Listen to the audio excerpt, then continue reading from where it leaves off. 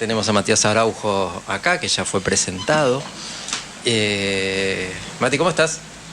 Bien, bien, no, la verdad, a mí me gusta quitarle un poco de solemnidad a todas estas cosas, porque si no hablamos muy serios y qué sé yo. Yo, la verdad, me desperté y no tenía ganas de vivir, básicamente. Estaba acá tipo muerto, denme un mate, por favor. Pero ahora ya estoy bien, ya estoy activo, ya en el mediodía, el sol me está pegando y hago fotosíntesis, puedo hablar. Bueno, porque además hablando de una sociedad adolescente, es difícil captar la atención y que se concentre ahí la gente, ¿no? Con lo que venimos hablando. No, total, y además cuando no generas como una dinámica, chispita, qué sé yo, tenés que estar todo el tiempo llamando la atención a las personas para que te conquisten o que estés ahí pendiente de lo que hacen. Es un poco, qué sé yo, es seducir a las personas. Bueno, te presentamos en las redes como investigador del tejido urbano, ¿no? Porque presentaste tu libro, Nación Inquilina, Historia de la vivienda en alquiler en la Argentina desde 1907 hasta la actualidad. Tremenda investigación.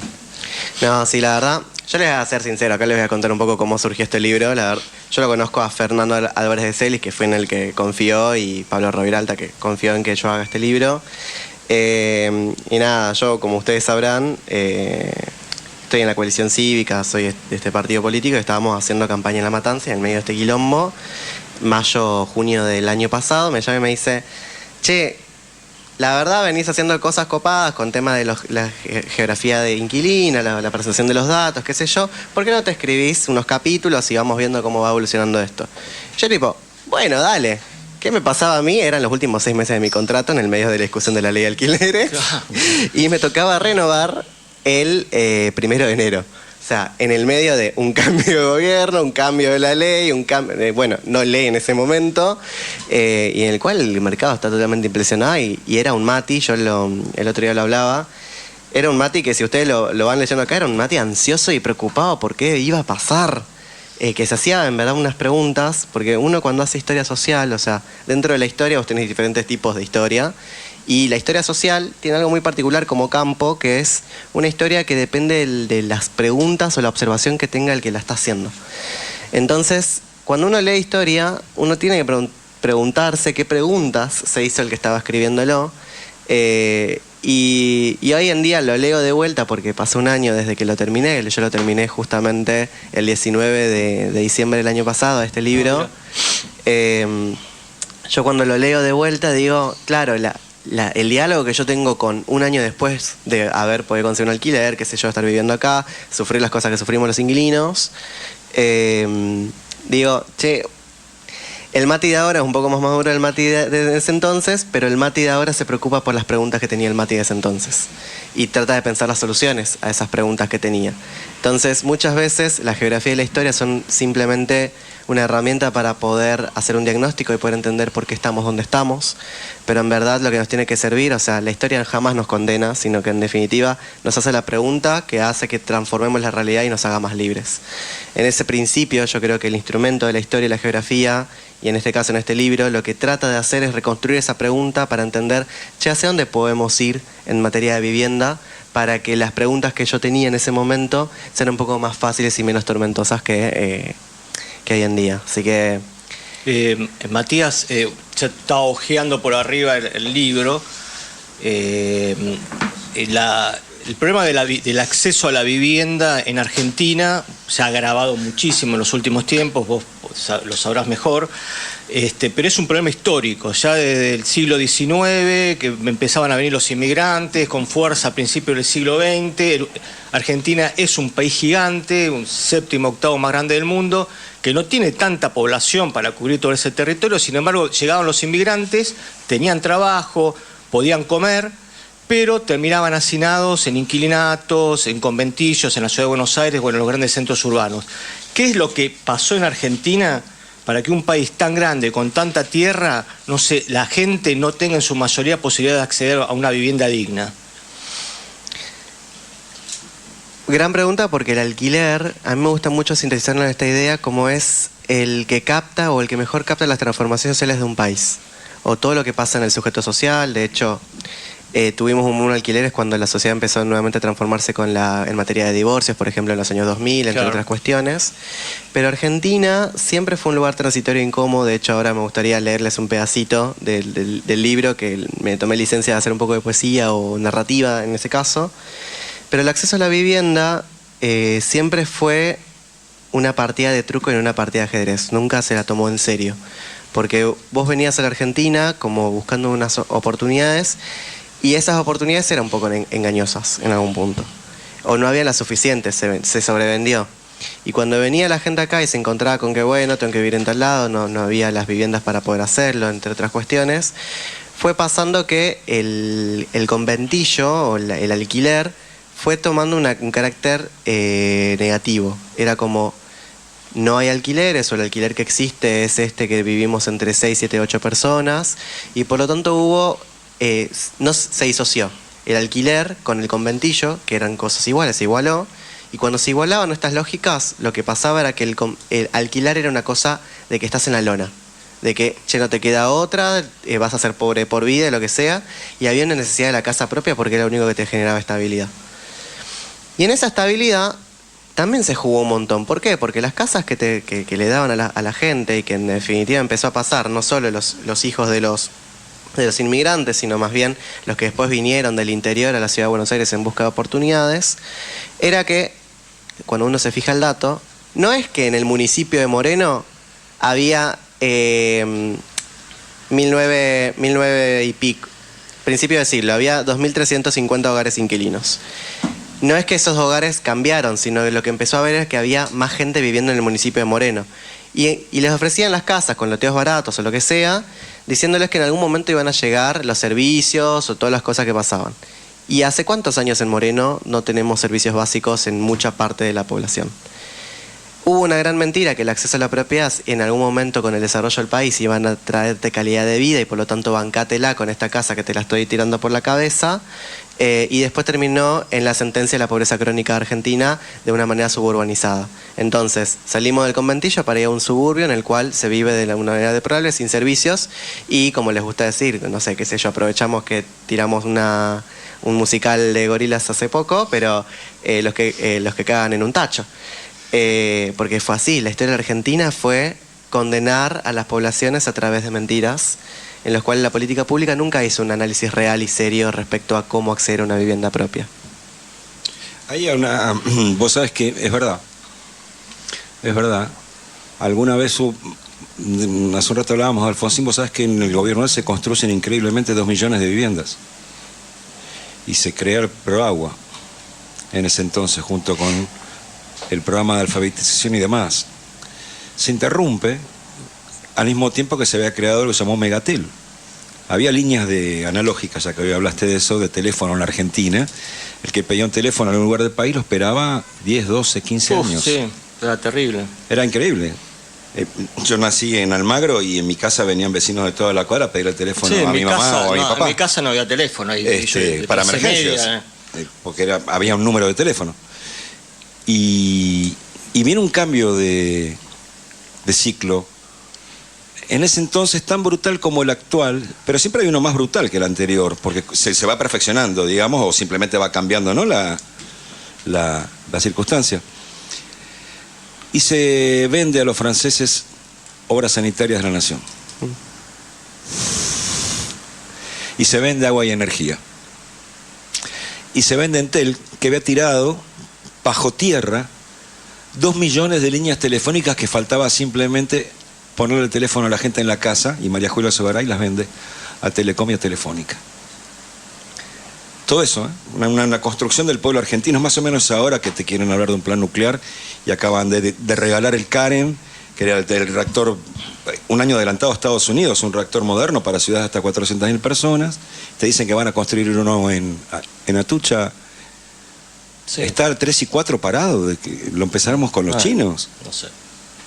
Iba a resolver la matriz energética de media Argentina, y lo pararon porque Estados Unidos dio la orden a un gobierno que es propicio a que no se termine.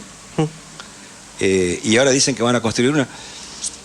Es cierto que cuando se producen estos ciclos no se garantiza la continuidad de cómo fue pensado, porque si no termina pasando lo que vos decís. Si aparece a la hora de que haces un trabajo de investigación, Che, estos tipos construyeron las casas y no había cloaca. Y condenaron a la gente a vivir en condiciones deplorables de por vida. Bueno, y tenés ahora, no sé, creo que hay 36.000 viviendas que le faltan un 10% de terminación de obra. Sí, no, y por ejemplo en la Villa 21 hay un plan que se estaba terminando ya de tender redes de agua con AISA, pero faltan pocos metros, pero no se puede inaugurar porque el gobierno frenó la obra pública y está ahí muerto hace un año, por ejemplo. ¿Cómo le imaginas para adelante? Para adelante, mucho más complicado. De hecho, hay una... Lo que nosotros hablamos es una identificación de la inquilinización, es decir, Argentina desde el siglo XX tenía 80% de inquilinos, fue bajando, llegó a un culmine más o menos en los 70, 80 y empezó a subir nuevamente los inquilinos.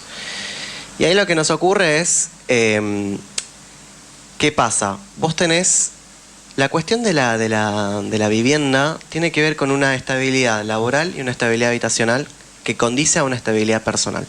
Son tres componentes muy fuertes. Entonces, vos desde los años 70 tenés un alto grado de, o un crecimiento de lo que es la informalidad tanto laboral como urbana, y entonces empezó a haber trabajo en negro, monotributización de la economía, entre otras cuestiones, que eso llevó a que haya casas en negro, informales, la informalidad urbana, y haya alquileres informales o con bajo grado de formalidad. En esos dos casos, cuando empezó a crecer esas dos tendencias, tanto esos dos fenómenos como la monotributización de la economía y la informalidad de la economía, y al mismo tiempo la informalidad urbana, vos decías, ¿qué futuro le depara a la Argentina en los cuatro problemas que tiene? Y ahí, si me permiten, me gustaría leer un pedacito que puede llegar a dar esta discusión, este pie, que es medio poético, no sé, me gusta cada tanto flexibilizar un poco esto. Argentina es una nación esencialmente inquilina, una nación migrante que en busca de un futuro mejor se trasladó a las ciudades y construyó un hogar en un lugar que no le era propio. Una nación que, con la ilusión del progreso, halló en el alquiler la única posibilidad de estar cerca de las oportunidades. Argentina se concibe a sí misma en un estado transitorio, incómodo, donde la escalera hacia el ascenso social es un eterno trayecto que a veces se ilumina y otras veces se oscurece. La frustración de este ideal reside en la transformación de sus medios. La necesidad de la casa propia es ajena pero codiciada, porque solo mediante esa estabilidad es posible permanecer cerca de las oportunidades y eventualmente progresar. Si el alquiler es el único medio que permite estar cerca de las oportunidades, se vuelve inestable y expulsivo. El inquilino se ve forzado a transformarse en propietario o en algo que se le asemeje a cualquier costo. Aunque los sueños se posterguen, es necesario estar cerca del lugar donde pueden realizarse.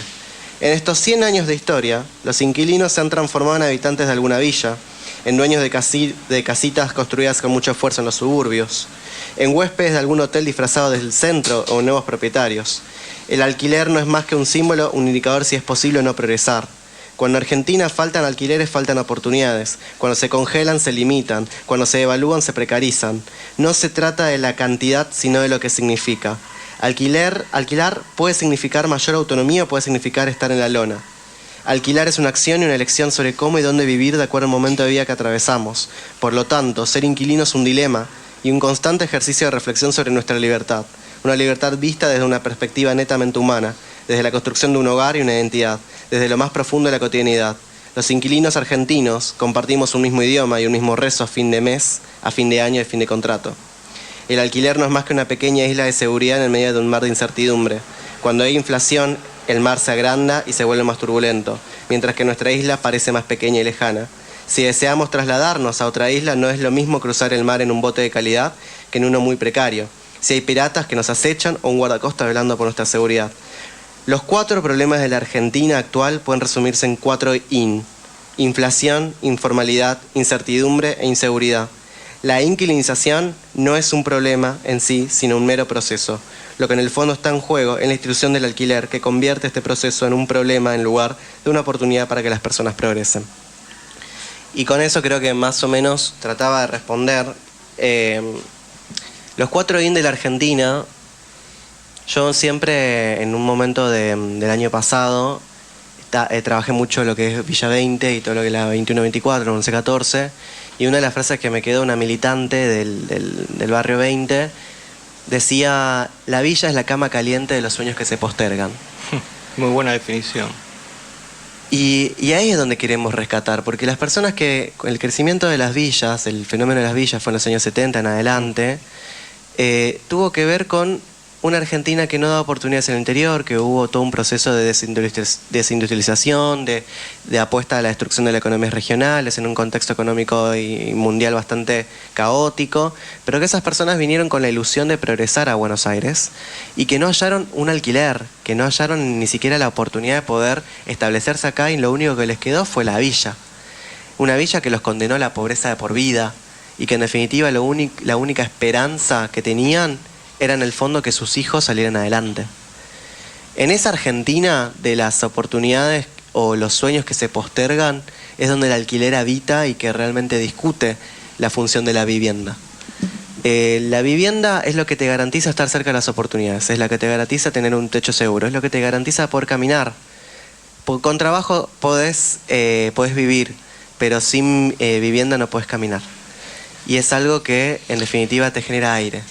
Y esto tiene que ver, lo que vos decís, con un tema ya mucho más profundo que es histórico, que es la falta de federalismo, ¿no? El hecho de que la gente tenga que emigrar del campo a la ciudad, y si no me equivoco, cerca del 90% de la población de Argentina es urbana, determina que estemos todos hacinados en 4 o 5 grandes ciudades en el país, el resto vacío.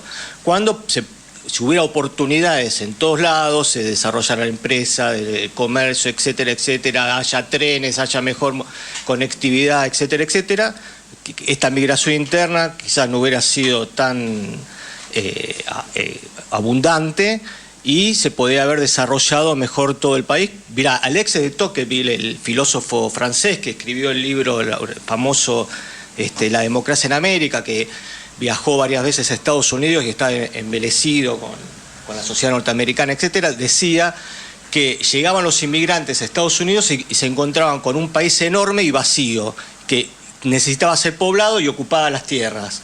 En contraproducción, en Argentina llegaba el inmigrante y se encontraba con un país enorme, pero la tierra tenía dueño. Desde la conquista del desierto, la tierra tenía dueño. Vos sabés que cuando... Disculpen que me meta, el que corrige las políticas migratorias en cuanto a lo que recibe el inmigrante es Hipólito Yrigoyen. Sí. Por eso sí, te hablo del principio del siglo, ¿no? 20. Por eso centralmente Mendoza y el litoral es poblado en ese tiempo. ¿Qué hace Yrigoyen? De alguna manera, en el desarrollo que venís haciendo, Matías, es un momento de cierta luminosidad y no de oscuridad. El tipo les asigna determinada cantidad de hectáreas de tierra por... no les cede la propiedad. Es un arrendamiento gratuito por 5 años, con semillas, herramientas y los elementos para construir una vivienda para 2 años, y no les cede la propiedad para que el país no tienda al latifundio, como había sido después de la distribución de tierras de Julio Argentino Roca. Sí, ahí empezó, sí. Digo, el latifundio en la Argentina no es la conquista del desierto. Ahí Rauch y Bransen y compañía, cuando agarran tierra ahí abajo, la canjean por tierra en Córdoba. Son muy hijos de puta los tipos. Sí. ¿Conoces todo ese proceso también, Matías? Sí, agarran tierra en el medio de La Pampa y en el norte de Río Negro, como... Claro, no es... Córdoba, yo quiero, Santa Fe, digo, vacas, cereal. Por eso digo que me parece que hay que tratar alguna vez de ver cómo se genera una coherencia entre la letra y el espíritu de la Constitución, que está en discusión también. Y que me temo que el año que viene, aunque este gobierno pierda las elecciones intermedias, va a tener tal número de diputados que le posibilite tratar de ir a una carrera hacia adelante de una reforma constitucional, a discutir todo lo que venimos discutiendo en este último año disruptivo. Absolutamente todo. Mira, vos trajiste a la figura de Yrigoyen. Hay algo fundamental respecto a la inmigración, que el otro día, ahora que empecé a dar clases en secundaria y me gusta mucho hablar con los pibes. Está bueno. Por ello les decía, siempre acuérdense que toda la materia migratoria y todos los derechos que nosotros tenemos surgen de ese siglo XX, temprano siglo XX, en el cual fueron muchos de sus abuelos, sus bisabuelos, sus padres, que vinieron a la Argentina, que no tenían absolutamente nada, y que a través de ese estado de bienestar que se estaba generando, se pudo establecer cierto progreso. Entonces, en memoria de la sobrevivencia y de la oportunidad que le generaron a sus abuelos, esos abuelos migrantes dijeron: cualquier persona que desea vivir en el suelo argentino tiene derecho a todos estos. Pero porque parte de una condición y una necesidad histórica de la democracia, es decir, todas estas personas que viven acá surgieron y se desarrollaron a través de estas herramientas que nosotros queremos garantizar para cualquiera que venga, como así yo vine en algún momento. En esa condición histórica que la trae Irigoyen y que de hecho la funda el Estado Democrático Argentino después de la Ley Sanz Peña, entre otras cuestiones, también ocurre esta cuestión de la democratización del suelo. La democratización del suelo, que es una política de suelo, vos tenés básicamente 3 herramientas básicas en ese momento de la historia, que era política de crédito, política de suelo y política de vivienda. Y el chabón lo que dice era: yo democratizo el suelo porque la única forma de generar condiciones para que la Argentina progrese era que las personas reconozcan el valor del propio esfuerzo, y a partir de eso se construye una comunidad en el medio de la nada. Son experimentos. Y esos experimentos no fueron irigoyenistas, fueron sarmientistas, fueron rosistas, la Argentina se basa en esos experimentos de democratización en los cuales siempre por alguna otra cuestión fracasaron. Pero no porque haya fallado el instrumento democratizador, sino porque falló el instrumento político, que era quien garantizaba esa democracia. Y es ahí donde viene la cuestión de los alquileres. Cuando se congelaron los alquileres, cuando hubo una política dura de alquileres, había una garantía política que eso sostuviera. Nunca hubo un consenso amplio de que eso ocurriera.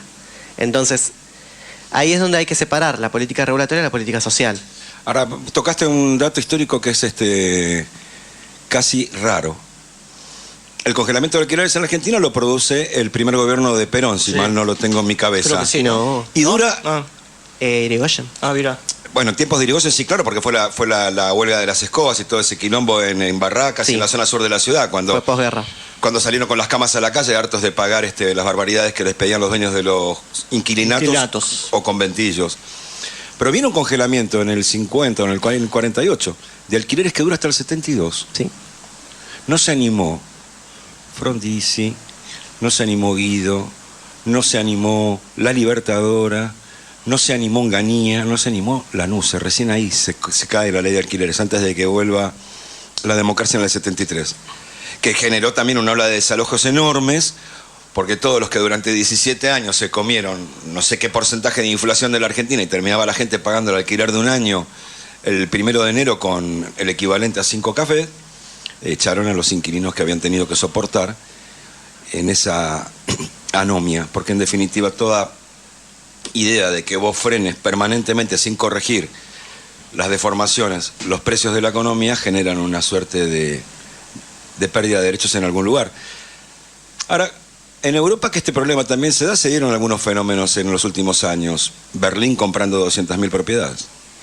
Sí, el parque público de alquiler. Igual cada una de las ciudades tiene como una composición medio rara. Berlín tiene un 70% concentrado en el mercado de alquileres.